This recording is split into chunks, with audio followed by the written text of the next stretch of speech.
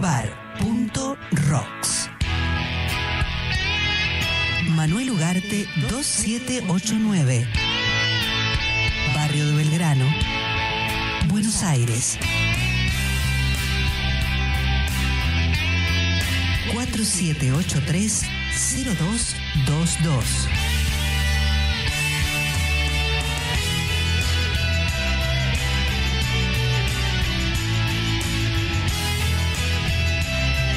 radiobar.rocks.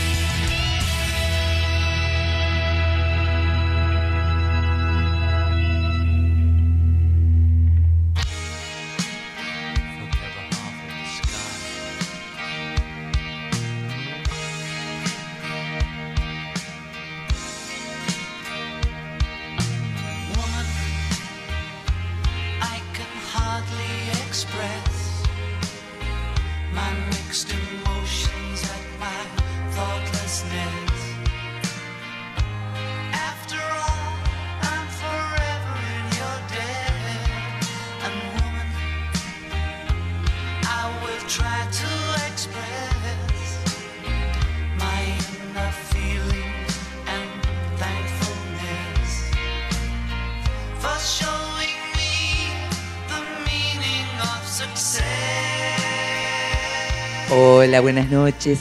¿Cómo le va a toda esa linda y querida gente necesaria? Aquí estamos en otro martes de psicopoesía, en este espacio que hemos armado, construido, ideado, para que el psicoanálisis y la poesía se den la mano para llegar a una palabra abierta. Claro que sí.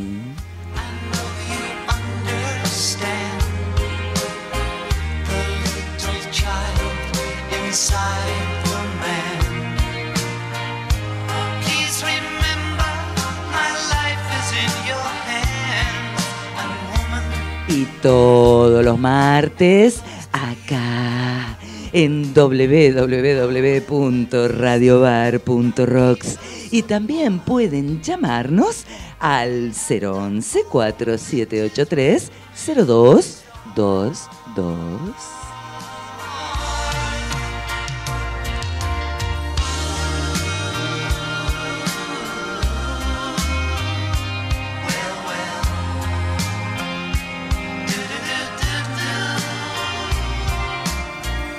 Y hoy tenemos uno de esos programas lindos, como yo les digo, cuando aparece gente linda, cuando se nos suma gente necesaria, cuando la mesa de psicopoesía, esta mesa de domingo, como nosotros la llamamos, ¿sí?, se pone linda porque vienen invitados nuevos, amigos nuevos, porque tenemos esa cosa de querer lacearnos. Lacearnos. ¿A usted le parece bien esa palabra, Chernov?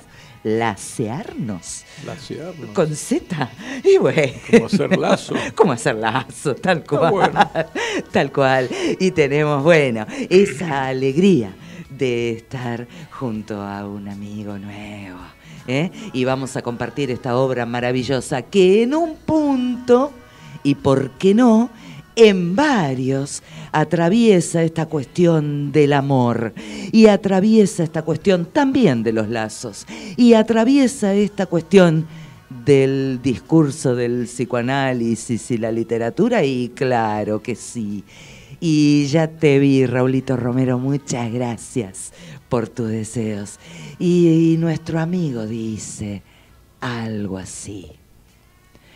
Así como la piel cubre nuestros órganos internos, repugnantes para la mirada, así las palabras nos preservan del pavor de penetrar la materia.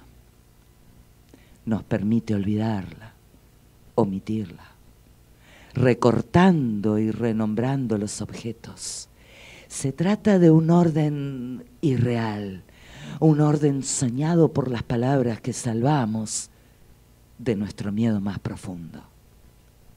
El terror a la tierra. Carlos Chernov, Anatomía humana.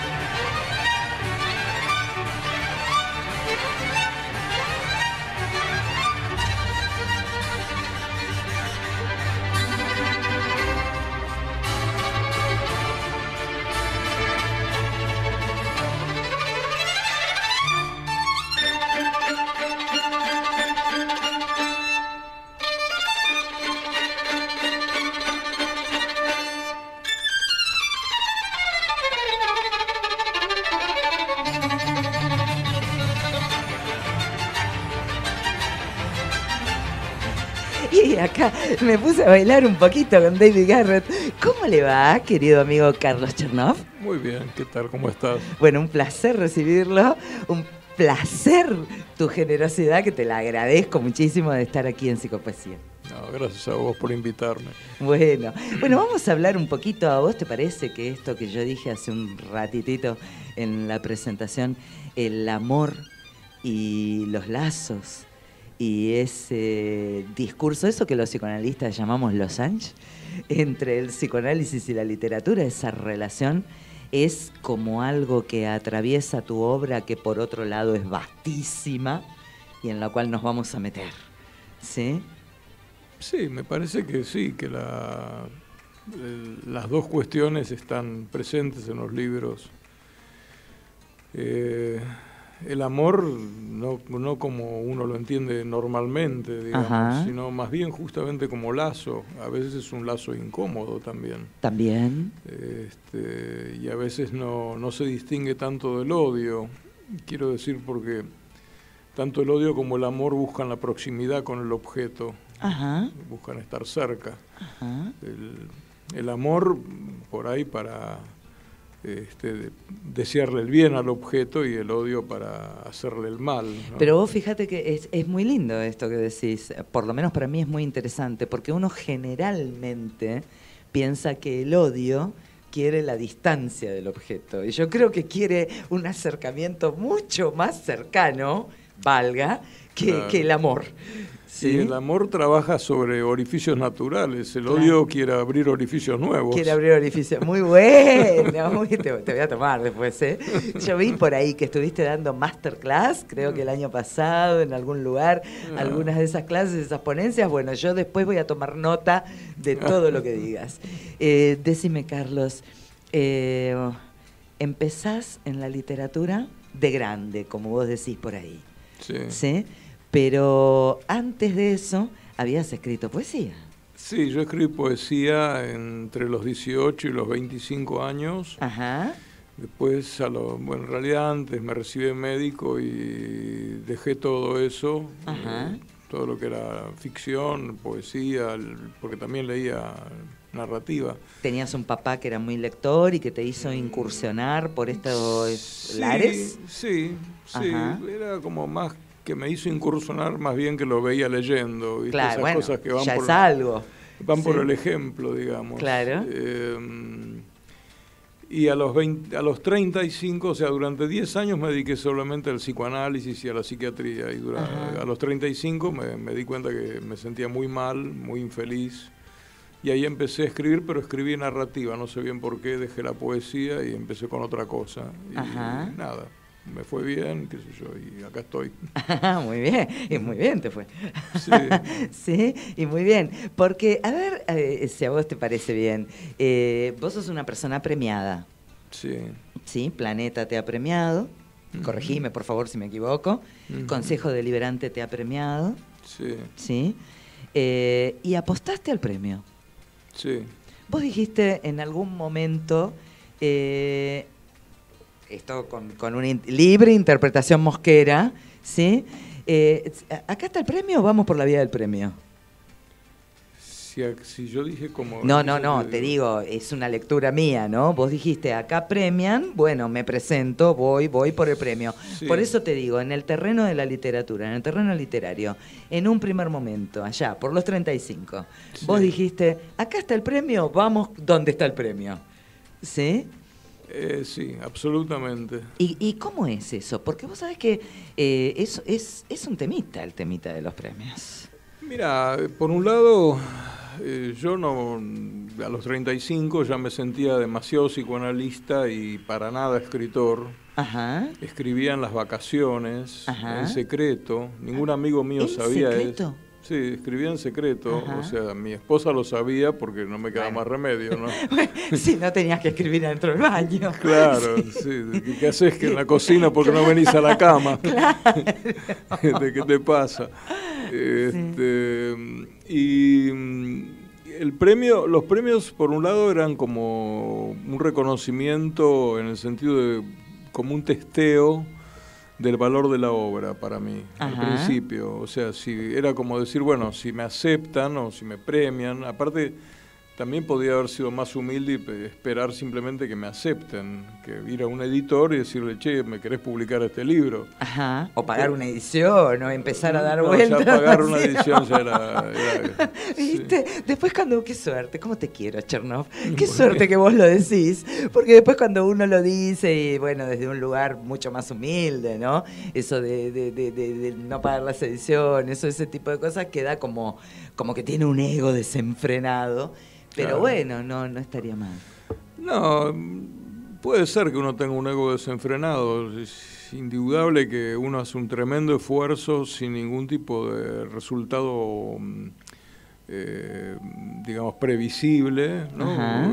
Creo que, ¿cómo se llama? John Steinbeck decía que la literatura es un oficio tan seguro como apostar a las carreras de caballos, más bueno. o menos. Te puede ir bien o te puede ir mal. ¿Cómo sonamos? Claro, Sí. más bien que te puede ir mal. Sí, pero vos apostaste, porque en algún momento vos dijiste, yo me presento porque voy a ganar.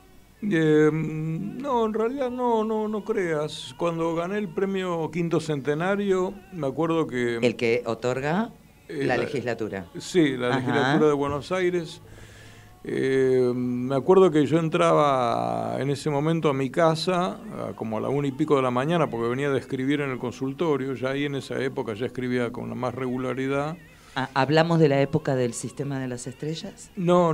Antes. En el año 92. 92. El sistema es... Perdón, de 2017 es el sistema. Claro, el Bien, sistema es de hablamos ahora. de antes. De Bien. mucho antes, y yo pensaba, entré a mi casa y pensé, bueno, esta noche mañana me voy a enterar de que, porque iba a fallar el premio al otro día, de quién lo ganó. Yo no tenía ninguna ilusión de ganarlo. Ah, ni- ¿no tenías la ilusión de ganarlo? No. Ajá. yo no pensaba que estaba a tal punto que me presenté a ese premio con un seudónimo que era Si supieras quién. Está Como- bueno.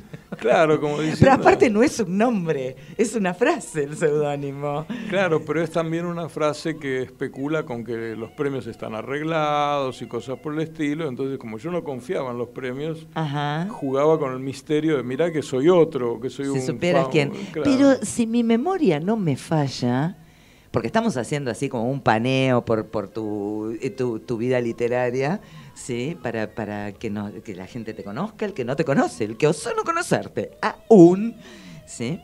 Si mi memoria no me falla, alguien te llamó y quiso saber quién era Claro. el que estaba atrás del seudónimo. Claro, me llamó esa noche a las 2 de la mañana Abelardo Castillo. Nada menos. Claro, ¿y quién es usted? ¿Qué sé yo? Me decía. Yo después no pude dormir 3 días seguidos, pero... Nada menos. Y Abelardo aparte no tenía problema porque trabaja de noche, así que... sí. Y quiso saber quién era, Claro, si supieras quién. Y yo no era nadie, en realidad. Ajá. O sea, en la literatura no existía. No. Ajá. Así que no me esperaba ganar el premio. ¿No? En realidad, incluso mi primera novela, Anatomía Humana, yo se la daba a leer a un amigo, Ajá. otro psicoanalista, no era tampoco. Yo no conocía escritores. Ah, o sea, mira. Al único que conocí, y lo conocí a través de una entrevista que le sacaron en Diario de Poesía, fue Alberto Laiseca, pero lo Laiseca, conocí sí. por la entrevista. ¿Hiciste taller con él? Hice taller con Un- él un ratito. unos meses, Ajá. porque después no tuve más tiempo, porque cuando lanzaron la convocatoria al Premio Planeta, yo me quería presentar y no tenía tiempo para el taller, Ajá. para escribir una novela. Ajá. Y bueno, y mi amigo me decía, leyendo Anatomía Humana, por ahí te la publican, qué sé yo, está bien esta novela. Está buena. Claro, era un tipo muy lector, todavía seguimos Ajá. siendo amigos. Ajá. Animate, Carlito, te decía tu amigo. Claro, sí, como que, bueno, por ahí. Y nada, después saqué el Premio Planeta con la novela esa, pero Ajá, pero ajá. no me esperaba yo, te digo que no... Bueno, mejor si no te lo esperabas. Pero también para presentarse a un premio tan importante como es Planeta, bueno, me parece que hay que tener un poquito de confianza en uno. No sé, no te creas. Ajá. Normalmente el 90% de lo que se presenta en los premios Ajá. de cualquier tamaño, digamos, Sí, naturaleza, sí. es muy malo. Ajá. La gente no sabe lo que es escribir una novela, no tiene mucha idea. ¿Y qué es escribir una novela? Contame, no me estoy refiriendo a la técnica, ¿eh? ¿Qué es una novela? ¿Qué te pasa cuando escribís una novela? Es una pregunta muy grande. Bueno, la achicamos. ¿Qué sentís? Mira. No, es raro. Yo de Anatomía Humana, como estaba muy apurado Ajá. para terminarla, la escribí en 5 meses. Yo no soy un escritor rápido. Hay algunos que se sientan y en 1 mes, 2 meses te escriben una novela. Yo no soy de hacer eso. No me sale, me gustaría que me saliese, pero no. Y uno de los meses, que fue mis vacaciones, pasaba 12 o 14 horas por día escribiendo la novela. Epa. Sí. Es mucho tiempo. Muchísimo, escribí como 120 páginas del libro en ese mes nomás. Ajá. Es que tenía que en marzo, digamos, era la deadline del concurso. Ajá. Y bueno, entonces ahí sentí una cosa medio rara de estar demasiado metido en ese mundo, que era un mundo que no existe, es un mundo virtual el de la novela. Ajá. Que tampoco es el mundo de los sueños, tampoco es el mundo interno, inconsciente. Es un mundo creado por vos.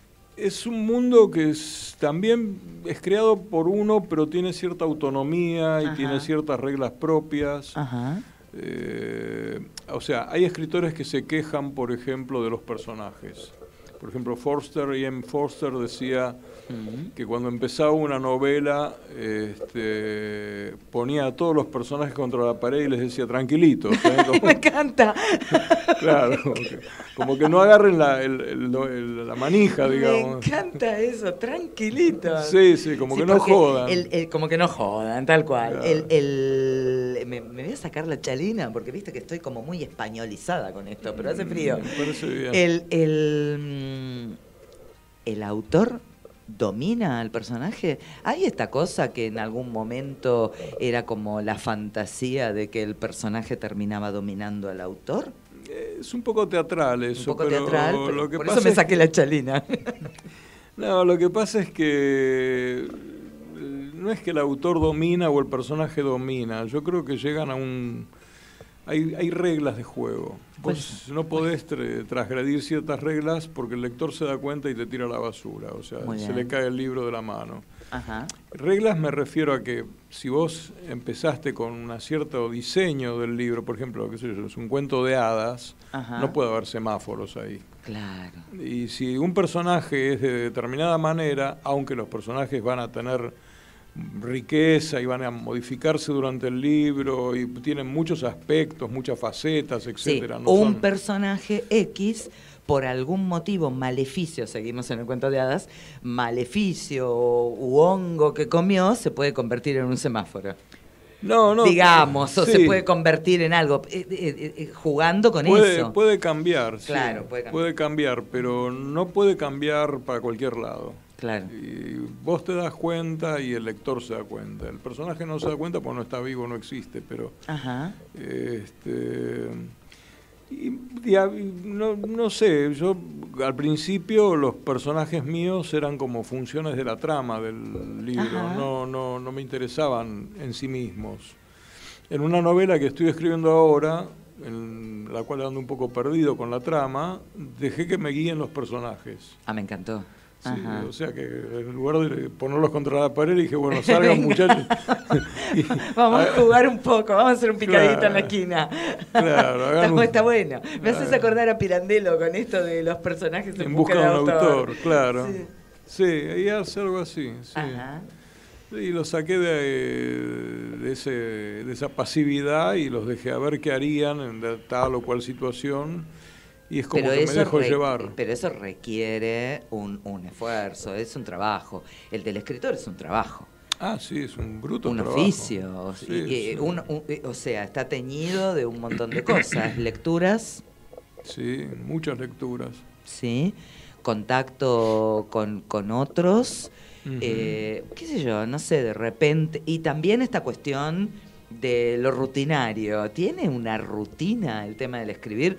Como decía Bioy Casares, mi oficio, mi trabajo de escritor Empieza a las 8 de la mañana, termina a las 12 del mediodía, todos los días. Escriba lo que escriba, haga lo que haga. Él tenía como una rutina. Sí, es muy común aunque eso. escribiera una receta de flan, no importa, ¿sí? ¿Tiene eso? Sí, absolutamente. Yo no la tuve nunca porque siempre trabajé durante el día y escribía de noche. Ajá. Y escribía de tal forma, tenía notas que me permitían avanzar en algo, aunque sea una frase, entre dos pacientes. Buenísimo. Pero porque no tenía otro remedio. Pero la mayoría de los escritores escriben de mañana, Ajá. que son las mejores horas, se supone, y escriben 3, 4 horas, porque más de eso no te da la cabeza. No te da la cabeza, sí, ya ahí empieza cualquier cosa. ¿Sí? Claro, y muchos leen de tarde o contestan correspondencia o qué sé yo, bueno, no sé. Y vos en ese momento, en el momento de anatomía humana, ¿sí? Estabas en pleno trabajo. Sí, yo escribía de como noche. Profesional, escribías a la noche, como dijiste recién. ¿Se puede eso? ¿O se insertan ahí en medio? ¿Tiene algo que ver? Porque uno llega del consultorio, vos trabajabas como psicoanalista, ¿sí? Sí. Uno llega del consultorio con esta carga, con esta cosa que decís, bueno, me saco los zapatos, me tiro, agarro una copita de, no sé, de agua, bueno, de cualquier cosa, y pongo la mente en suspenso y digo, estamos resfriados. ¿Qué? Sí, estamos resfriados. Estoy resfriado. Y digo, bueno, trabajé todo el día, laburé todo el día, basta. Y ahí viene la cuestión del escribir a la noche, como hacía Freud en un punto. Laburaba todo el día y a la noche se mandaba todas esas escrituras, esas cosas de horas de sesión. Bueno, lo hacía de noche. De noche le salía el escritor del psicoanálisis. ¿Sí? Y en este caso, salían ahí los personajes, las vueltas. ¿Sí? O durante el día ibas haciendo como una recolección. Sí, también. En realidad el trabajo ocurre esporádicamente fuera de la mesa. Ajá. O fuera de la computadora y básicamente en la computadora. O sea, las cosas se te ocurren. Freud lo decía también, que él no sabía si existía la inspiración, pero que siempre lo agarraba cuando estaba trabajando. Cuando estaba trabajando, sí. Claro, no sabía, pero sí. Te pasan si trabajas. Si no Exacto, trabajas, no pasan. Estando en acción.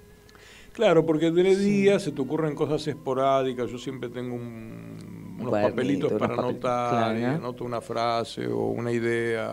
Claro. Pero eso no es escritura. Escritura es sentar, como decía un colega, escribir es una cuestión de culo.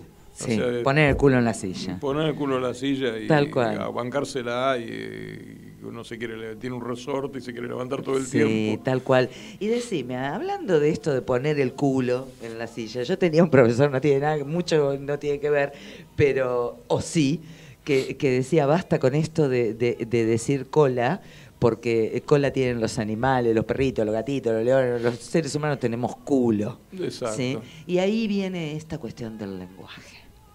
El lenguaje, vos lo manejás, creo, humildemente, con una libertad absoluta. ¿Sí? ¿Y cómo es llegar a eso? Bueno, a eso llegaron antes otros que me precedieron y que me habilitaron para que no me censurara. O sea, Cortázar se quejaba de que a veces necesitaba más la palabra concha que un cigarrillo, por ejemplo, decía, porque no lo dejaban. Claro, no bueno, épocas de corta, Claro, década de 50, 40, no se podía hablar mal, con malas palabras. Las malas palabras de nuestro amigo Fontana Rosa. ¿Sí? Claro, por ejemplo. Cuando decía, ¿qué tienen de malo las malas palabras que le pegaron a las palabras de al lado? Claro, Lo dijo en el Congreso de la Lengua en Rosario. Bueno, es muy famoso esto, ¿no? No estoy descubriendo la pólvora. Pero ¿qué tienen de malo las malas palabras? ¿Por qué se llaman malas palabras? Si no es por la intencionalidad, ¿sí? Entonces, pero vos manejás el lenguaje de una manera libre. Sí, pero por eso te digo, tengo una deuda con los que me precedieron y también tengo una rabia. A ver. Claro, yo por ejemplo, o sea, tengo 65 años, cuando yo tenía 13 estábamos en el Onganiato, por ejemplo, que censuraba todo. Hasta la revista Tía Vicenta censuraron. Ah, mirá. ¿Te acordás? De la revista Tía Vicenta, sí, me acuerdo. Claro, a Landru, que era un tipo bien, digamos, de la high, qué sé yo, él también lo censuraron. Tal cual. Y censuraban las películas, las cortaban. Las cortaban. Había censores especializados, bueno, etcétera. Hubo uno muy famoso, Tato. Tato. Y yo me acuerdo que me daba mucha bronca, porque yo era chiquito de cuerpo, entonces, como tenía 13 años y no podía ir a ver una película donde se mostraba a Claudia Cardinal en tetas. Como Cinema Paradiso con los besos, ¿no? Que le cortaban los besos a la película. Claro, le cortaban. Y acá eran las tetas de la Cardinale, que te aparecía cortado. No me dejaban, no aparecía, no te dejaban entrar. No me dejaban entrar porque tenía 13 en lugar de 14. Era para 14 en aquella época. Claro, tanta prohibición te hace juntar bronca. Después juntas bronca por otros motivos más graves que eso, ¿no? Con otros gobiernos. Pero yo creo que en la libertad también hay una cuestión de lucha contra la censura y que eso está motorizado, me parece, por la bronca, por la rabia. Ya, digamos, a ver, nosotros vivimos en una censura, la cultura impone una censura, ¿sí? Eso es inevitable, ¿sí? Ahora, cuando la censura tiene que ver no con vestirse y salir a la calle porque vivís en una cultura y tenés que llevar una ropa puesta y no podés salir desnudo, por ejemplo, ¿sí? Simplificando muchísimo este tema. Pero cuando tiene que ver con una cuestión de ideología o de forma de ser, de repente, ¿sí? Porque vos fíjate que, volviendo a la palabra, que está en el cuento que me mandaste de Amo, aparte, ¿sí? Empieza así, que me parece maravilloso. Culo, que no es una mala palabra, termina siendo usada como mala palabra. Claro. En la connotación, ¿sí? En el entorno, en la intencionalidad, que es lo que decía Fontana Rosa en el Congreso de la Lengua. Claro. ¿Sí? Y vos manejás un lenguaje, ¿cómo se te canta, digamos? Absolutamente libre, lo cual no quiere decir que la escritura misma, no el censor, la escritura misma no imponga un límite. Sí, y totalmente. Yo, por ejemplo, en los libros en general no digo malas palabras. Pero no por censura, sino porque no corresponde a, ¿cómo te podría decir?, al esquema general del texto. Como que tenés un tono, un estilo. Exacto. Y entonces eso no me habilita a decir, en un libro mío no vas a ver la palabra boludo. Yo no escribo no escribo en un lenguaje local. En un idiolecto. Claro, escribo en lo que llaman el neutro rioplatense. Sí, tal cual. Pero no hago nada coloquial. Pero es un lenguaje muy fluido, muy lleno de modismos. No modismos como boludo, que hoy ya pasó a ser un modismo. Un saludo, un esto, ¿sí? Sino, ya no es más un insulto. Bueno, ya también depende de la entonación, el entorno, volvemos a lo mismo, ¿no? Claro. Pero de una manera tus personajes no hablan como en la época victoriana. No, en general no hablan demasiado. Yo no soy un buen dialoguista, creo, pero hablan como se habla ahora, pero en general tampoco es muy localista lo mío. No, siempre tengo como cierta distancia, me parece natural lo que te sale, no es algo deliberado. O sea, lo que te sale, me refiero, uno como escritor tiene un aparato crítico formado por sus lecturas, por sus propios libros, por lo que charla con amigos, etcétera, etcétera. Y ese aparato crítico es lo que hace que uno considere esto es literario, esto no es literario. Claro. Y está tan incorporado a uno que sale como naturalmente, no sale en forma deliberada. Ahora voy a escribir, yo no podría ponerme a escribir que yo, me acuerdo Isidoro Blainstein, por ejemplo. Oh. Claro, Isidoro escribía como el lenguaje porteño. Claro. A mí no me saldría ni en chiste, no lo manejo, no sé ni cómo se hace. Claro. Qué sé yo, no. Claro. Bueno, eso tiene que ver con el estilo. Claro, totalmente. Sí. Eso pasa por otras vías, pero lo que yo te decía antes es esto de que fuera de la cuestión de la censura, ideológica, de pensamiento, de esto, de lo otro, obra y omisión, ya parezco cura, ¿sí? A ver, la escritura impone un límite y tiene reglas. Muchas reglas, sí. Ajá. Por ejemplo, supongamos que te esté escuchando en este momento una persona que está como estaba Carlos Chernoff a los 35 años, ¿no? Ahí empezando con la pluma. ¿Qué se puede considerar una regla de la literatura? De la escritura. Perdón. Sí, mira, la verdad que me acuerdo que a los 35 años no sabía qué lenguaje era literario. Tenía como un rompedero de cabeza con eso, porque me sonaba como que tenía que ser más formal, o que tenía que usar metáforas más exquisitas o más raras, o que al revés tenía que ser más coloquial o más simple. Por ejemplo, si uno mira la evolución de Borges, ¿no? Borges a los 23 años, cuando escribía, qué sé yo... ¿Sobre cuchilleros y malevaje? No, cuando escribía antes. Ensayo, claro, porque él al principio escribía ensayo y poesía nada más. En general, los géneros narrativos eran considerados menores para esa gente. O sea... Pero Borges escribía, que es El tamaño de mi esperanza, bueno, algunos ensayos de la primera época, que no los publicaron después, se los publicó María Kodama cuando ya se había muerto Borges, y escribía de una manera complicadísima, hiper barroca, no se entendía nada, y era difícil de leer, y qué sé yo. Y Borges decía que, bueno, que lo explicaba años después, que era como esa necesidad de ser difícil que tienen los jóvenes, porque se sienten... importantes. No, al revés, se sienten como que no van a poder o que no dan el... Escribiendo en difícil es como que todo eso, ¿no? Le da como una cosa importante y queda tapado. Y está muy bien. Sí. Después uno va madurando. Claro, y cuando maduró se puso simple, se puso claro. Porque eso que él escribía no era muy claro que digamos. Y también no tiene que ver con esta cuestión de las cosas que te atraviesan, de la propia vida que pasa por ahí. Sí, pero ¿en qué sentido decís? Y cuando uno es adolescente es como que está muy fresquito frente a determinadas cosas. ¿Sí? Qué sé yo, el amor, la muerte, la felicidad, la infelicidad. No lo digo por la adolescencia en sí, sino porque son poquitos años. Por falta de experiencia. Por falta de experiencia. Y después uno va experienciando. Siempre digo, me parece que uno no puede escribir sobre lo que no conoce. Y sí, tal cual.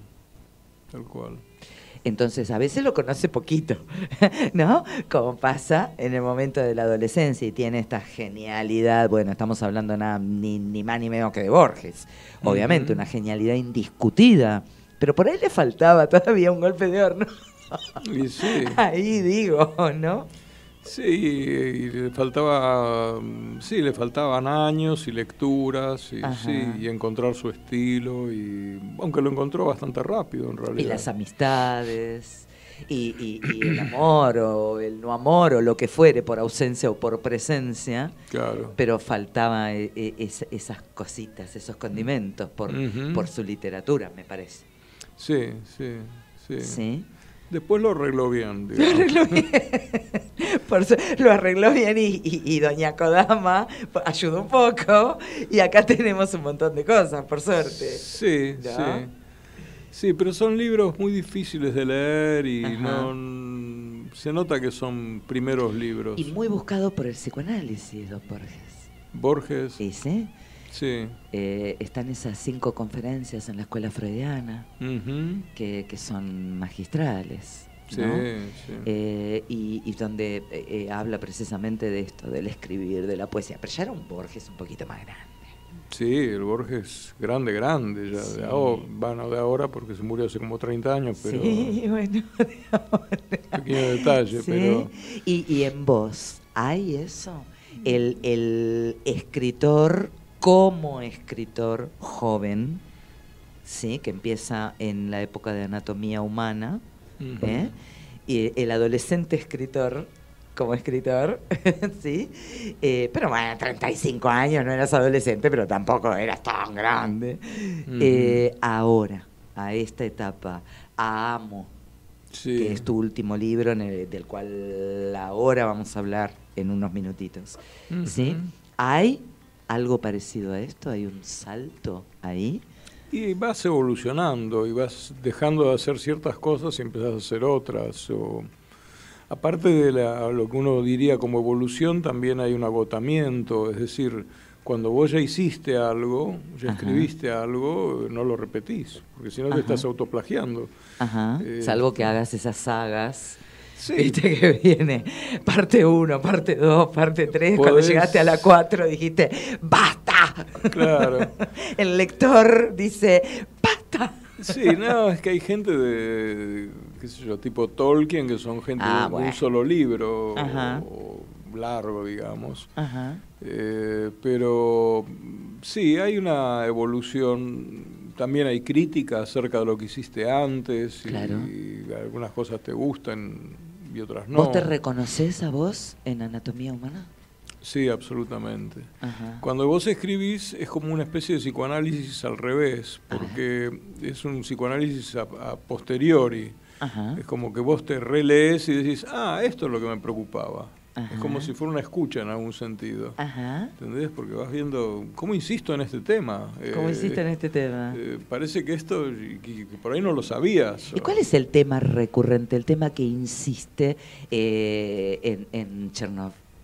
Y qué sé yo, hay tantos temas. No, es una mirada, yo creo, más que un tema. Ah, muy bien.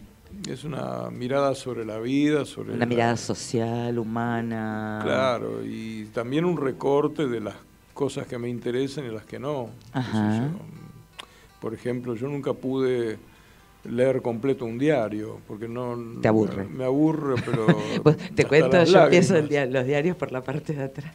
Claro. Voy de atrás para adelante. Sí, ya no los leo más, hace muchos años, nunca los leí mucho, pero Ajá.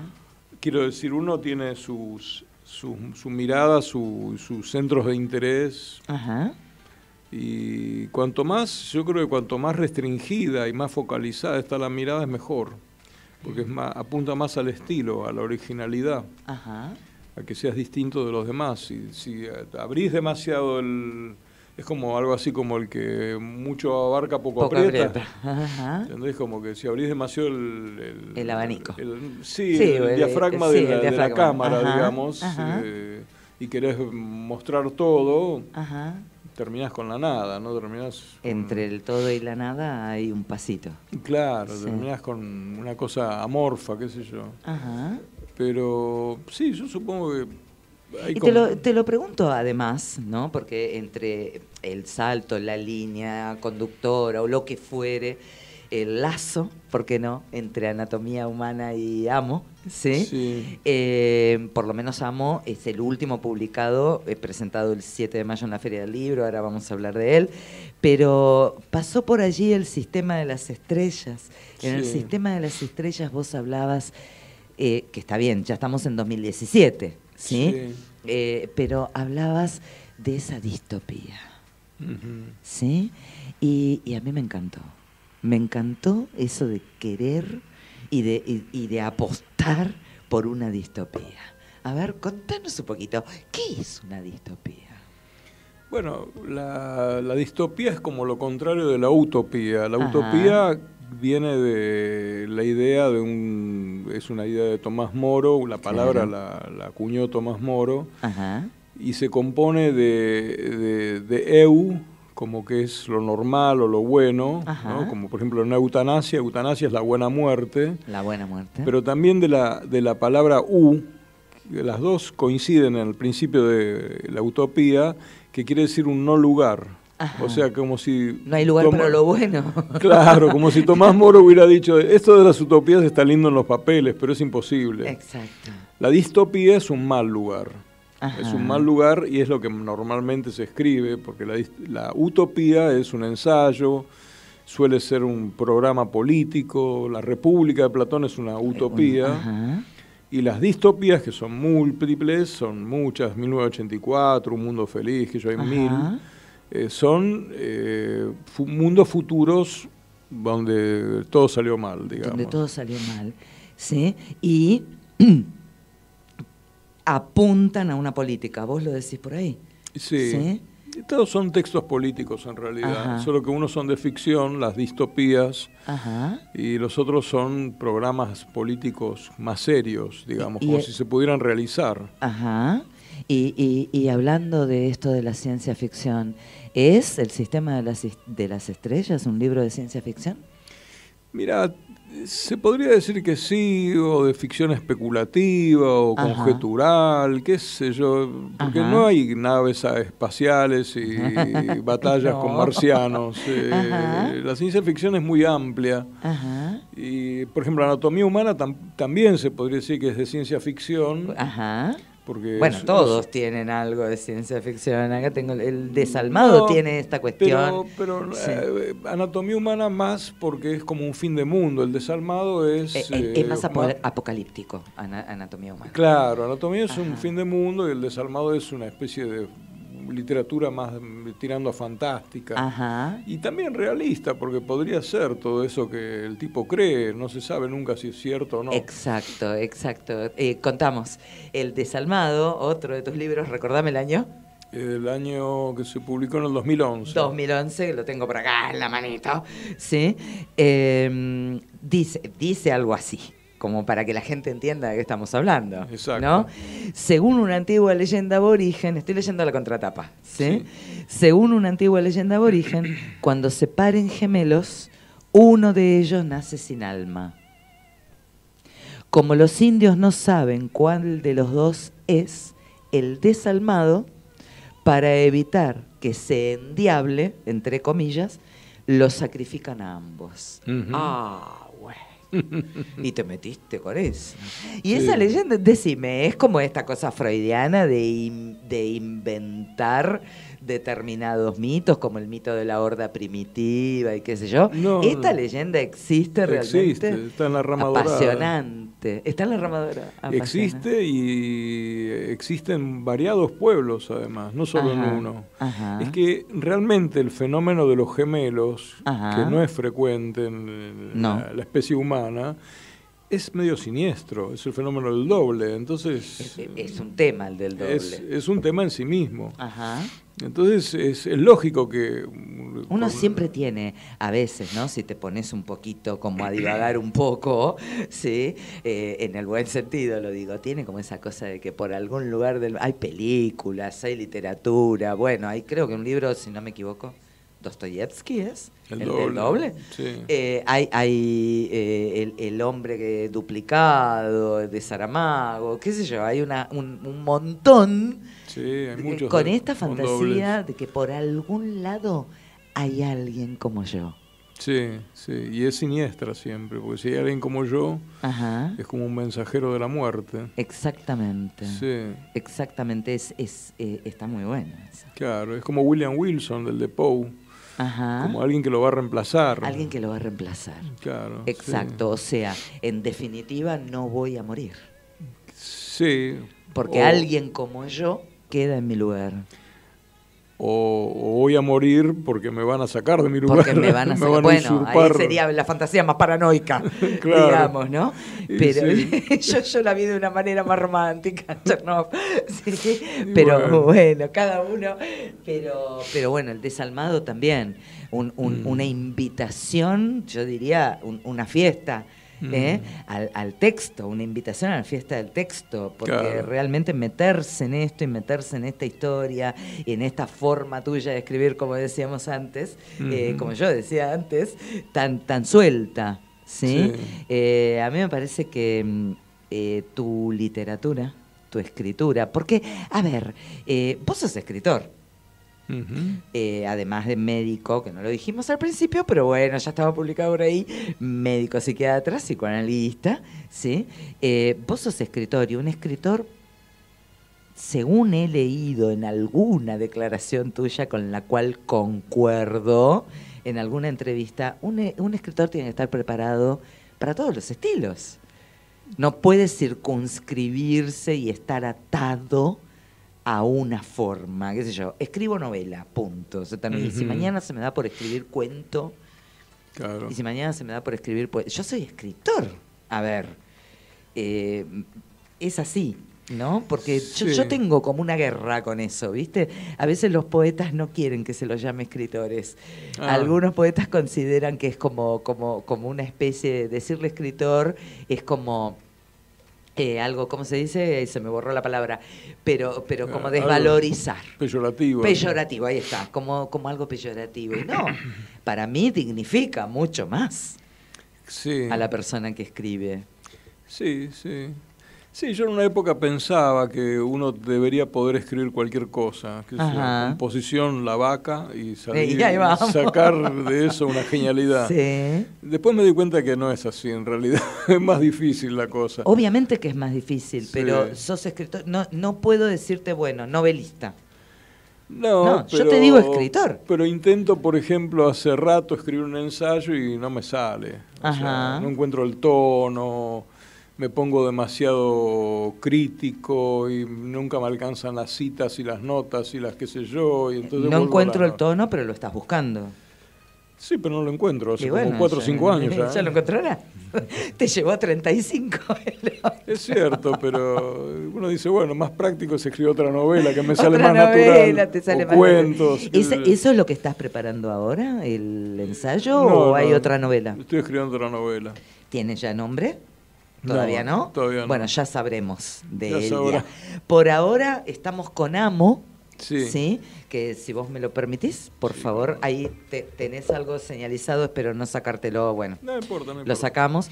Amo se presentó el 7, por lo menos acá en Argentina, el 7 de mayo en la Feria del Libro. Exacto. Sala Alfonsín Storni, ¿digo bien? Sí, bueno, no importa. creo que sí. Una de las salas, estuvo todo muy lindo, por supuesto la señora aquí presente no pudo ir porque era martes. Y me disculpé con vos, sí, me hubiera encantado ir. Y bueno, y tuvo una muy linda presentación. Sí, a ver, contanos un poquito de eso. Había alguien en el público que ya había, la señora Ana María Yúa, que ya había presentado un libro tuyo y que esta vez intervenía desde el público. Eso me parece muy divertido. Sí, estaba bueno. No, salió muy linda la presentación, estuvo buena. Normalmente las representaciones no son muy divertidas. Por eso te lo pregunto. Y me parece muy bárbara, muy linda esta idea o esta ocurrencia de tu amiga Ana María Yúa, que de repente intervenía desde el público y qué sé yo. Sí. Y si bien no estuve ahí, me puedo imaginar que pudo generarse otra dinámica. Sí, estuvieron muy bien los presentadores, que fueron Juan José Becerra, Esther Cross y Agustina Basterrica. Estuvieron muy bien los tres, estuvo lindo. Y después leí un cuento y que tuvo bastante éxito, digamos, qué sé yo. ¿Querés leernos algo de Amo? Dale. Por favor, te saqué lo que tenía señalizado, pero en lugar de leer la contratapa... por el tiempo que nos queda, me parece que estaría, o de hablar de lo que dijeron tus amigos y presentadores, que está muy bueno también, sobre todo las palabras de Basterrica fueron hermosísimas, ¿sí?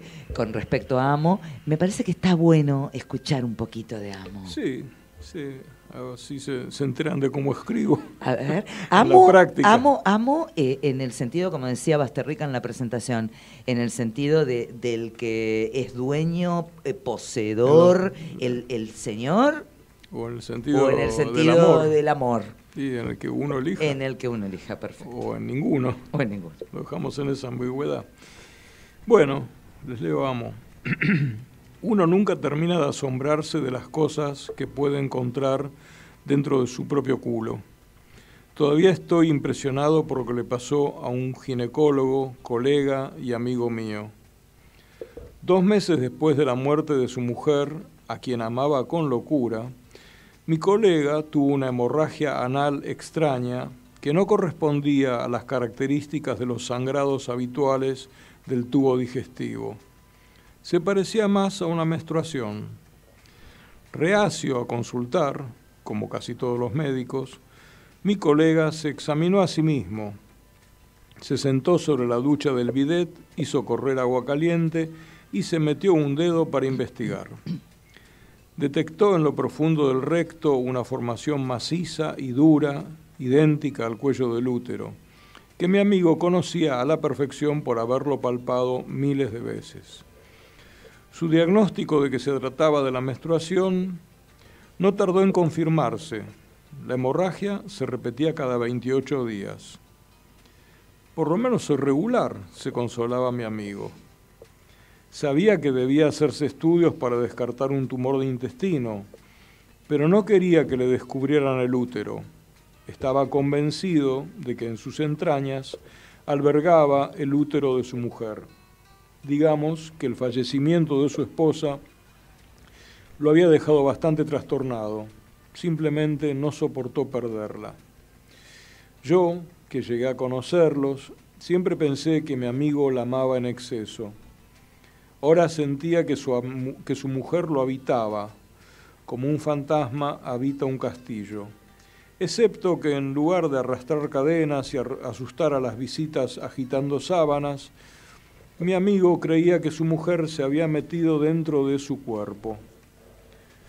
Inundado de dicha, se repetía que se amaban tanto que ni la muerte había logrado separarlos. Dado que su mujer era extraordinariamente fogosa, para complacerla, mi colega empezó a involucrarse con hombres.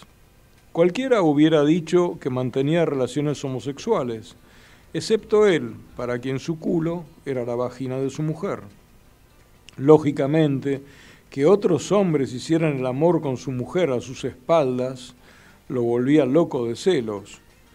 Pero debía resignarse, él no podía satisfacerla. Su pene no poseía el largo suficiente como para doblarlo hacia atrás e introducírselo en su propio ano. Prodigio o aberración del cual observé un solo caso en mi dilatada carrera profesional. Y, por supuesto, mi colega no quería privar a su esposa del placer que más disfrutaba. Cuando la regla se retrasó 2 semanas, el ginecólogo decidió hacerse un test de embarazo. Nunca supo quién era el padre. En sus relaciones amorosas se había conducido con notable promiscuidad. Los primeros meses la panza progresó como un embarazo normal, pero en el segundo trimestre el ritmo se aceleró de manera insólita. El ser que anidaba en su cuerpo adquirió un tamaño tan desmesurado que mi colega se dio cuenta de que no podría parirlo por ningún agujero natural o artificial. Ni la cesárea más extensa sería suficiente para extraerlo de su vientre. Comprendió que estaba condenado a morir, pero no le importó. Al contrario, en una actitud de entrega sin límites, para sostener el crecimiento de su hijo, comía con terrible voracidad. Se instaló en la casa de su madre. Necesitaba que alguien lo alimentase. Tomaba 8 comidas por día, aumentó casi 50 kilos. Lo visité una sola vez, fue todo lo que aguanté. El estado de su cuerpo, deformado por la gordura, contrastaba con su expresión de bienaventuranza. Irradiaba un aura de felicidad luminosa que nunca había visto en un rostro humano. Cierta mañana no logró levantarse de la cama, estaba muy débil. A pesar de la cantidad de nutrientes que le aportaba, su hijo también le consumía las proteínas del organismo. Mi amigo perdió buena parte de su masa muscular. Sus piernas y brazos quedaron flacos y encogidos como las alas de un pollo desplumado. Sentía los huesos tan endebles que temía fracturarse con solo apoyar un pie en el suelo. Al cabo de un tiempo, tuvo que dejar de comer. El hijo ocupaba todo su interior. A duras penas conseguía expandir sus pulmones para respirar. En pocos días murió asfixiado. Y aquí viene un detalle realmente difícil de creer. El cadáver se conservó casi 2 semanas sin descomponerse. Algo inexplicable detenía la corrupción. Obedeciendo a las instrucciones de mi colega, la madre cuidó del cuerpo hasta que concluyó el desarrollo del hijo, que al final resultó ser una hija. La madre no estaba del todo convencida, pero como notaba que el feto continuaba moviéndose y creciendo a expensas de la materia que quedaba por consumir, optó por esperar. La señora me contó que a los 9 meses la hija rasgó con las uñas la piel apergaminada y traslúcida del vientre de su padre. Era una niña de 1,20 m de altura y 30 kilos de peso. Mi amigo se redujo a una cáscara seca, solo reconocible por el rostro. Un cuerpo vaciado de vísceras, literalmente piel y huesos. Los que la vieron años más tarde dicen que la hija es idéntica a la esposa del ginecólogo, un duplicado perfecto. En un verdadero sacrificio por amor, el marido había logrado resucitar a su mujer. Bueno, ¿ese para mí? Este para vos. Bueno, en un momento, en el último renglón, pensé otra vez en el tema del doble. Ah, sí. Pero bueno, ¿ves? Lo que yo digo, a mí me parece, en estos últimos minutos, en los cuales voy a volver a agradecerte que estés por aquí. No, por favor. Sí. Creo que tu escritura, esa es nuestra musiquita de despedida, ¿sí? Creo que tu escritura tiene la cuestión del desenfado. Sí. ¿Sí? Sí. A mí me parece que vos, si me lo permitís, con todo respeto, ¿sí? Si a mí me preguntaran, bueno, a ver, ¿qué pensás de Chernov? Sí, con todo respeto te lo digo, ¿sí? Yo diría eso, yo diría, es un escritor desenfadado. Sí, está bien eso. Y, ¿sí? Sí, yo exagero las cosas, digamos. Sí. Y fuerzo el verosímil, esa es un poco mi apuesta. Sí, y bueno, el desenfado tiene que ver con eso, claro, ¿no? Con un exceso. Sí. También en algunas cosas, con exagerar un poco las cosas, en algunas cosas. Y ahora que lo decís, desenfado tendrá que ver con el enfado. ¿Y por con qué estar no? enojado. ¿Y por qué no? Claro, ¿sí? como quitarse el enojo encima. Como quitarse, porque es un des. Claro. ¿Sí? Y a mí por eso me atrae tu literatura, porque aprendo estas cuestiones del desenfado, ¿sí? Como me he permitido decirte, después de todos los que te presentan, te leen, te critican y todo, acá viene la Pichi y dice esto con todo respeto y fundamentalmente con cariño. Pero creo que es eso, es el escritor desenfadado, ¿no? Si habría que hacer a lo mejor una colectora, una vía colectora en los estilos literarios y qué sé yo, no estaría mal, ¿no? La literatura del desenfado. Podría ser, sí, cómo no. En general la literatura del desenfado es más coloquial, ajá, tipo Ferdinand Céline, etc. Ajá. Pero puede haber una literatura más alejada de lo coloquial y también ser desenfadada. ¿Sí? Bien. Bueno, muchas gracias, Carlos, por estar acá. Gracias a vos. ¿Sí? Esperemos tenerte de nuevo en algún momento. ¿Cómo no? Amo se consigue, es de Interzona. Sí. Se consigue en todas las librerías. Absolutamente. ¿Sí? Y bueno, y hay que leerlo, hay que comentarlo, hay que meterse, linda y querida gente necesaria, en el mundo Chernov. Muchas gracias. Gracias a vos. Gracias. Y a ustedes, como todos los martes, ¿sí? Desalojar para alojar. En ese movimiento, en esa plasticidad, ustedes saben que yo considero que la vida siempre, siempre, siempre es una ganancia. Muchas gracias por estar ahí, muchas gracias, Carlos, por estar acá. Y bueno, hasta psicopoesía, siempre. Esas cosas simples que quedan doliendo en el corazón. Uno vuelve siempre a los viejos sitios donde amó la vida. Entonces parece como están de ausentes las cosas queridas. Radiobar.rocks.